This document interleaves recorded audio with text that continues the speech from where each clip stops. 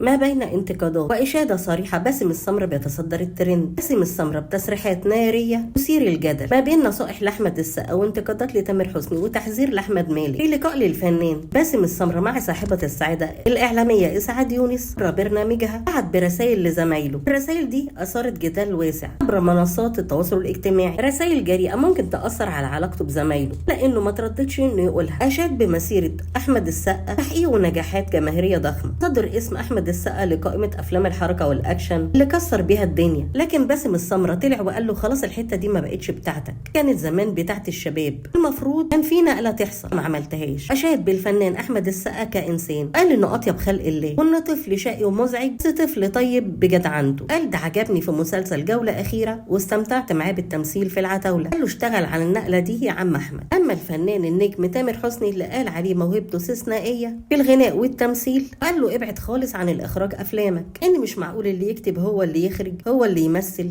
في الحالة دي مش هتكون حيادي مع نفسك، إن كل الناس بتحب نفسها، أنت محتاج عين تانية طلع أحسن ما فيك. وإنه سعيد بالشغل معاه، إن تامر حسني نجم كبير جدا. أما عن الفنان أحمد غازي قال ده لسه ما استواش، محتاج قراءة ومشاهدة أفلام وورش في التمثيل. أما عن الفنان أحمد مالك فقال عليه شاطر بس لازم يتواضع ويركز أكتر. رد الفنان أحمد مالك عليه وقال أستاذ براحته يقول اللي عايزه. انتقد الفنان أحمد مكي في تكرار تجربة الكبير قوي، قال إن ما عجبهوش في مسلسل الغاوي عن تكرار أو وجود عمل جاي عمله مع محمد هنيدي. فقال بحب محمد هنيدي قوي بس محتاج ورق. كارثة إن بقى في حاجة اسمها ورشة، كمان كان في مؤلف بيكتب كان ماسك الحكاية كلها. أنا بحب محمد هنيدي وعايزة أشتغل معاه تاني. أما عن تأخر شهرته قال الشغلانة بتاعتنا عايزة تأسيس وثقافة وقراية عشان العمل يبقى مميز، لازم كمان يبقى فيه ورق حلو وإخراج وإنتاج قوي. وده المعروف دايما. الفنان باسم السمرة دايما بيخرج بتصريحات تثير الجدل، تصريحات نارية ممكن تزعل زملائه منه، زي ما قال على الفنانة نيللي كريم في تعليقه عن تمثيلها في مسلسل ذات.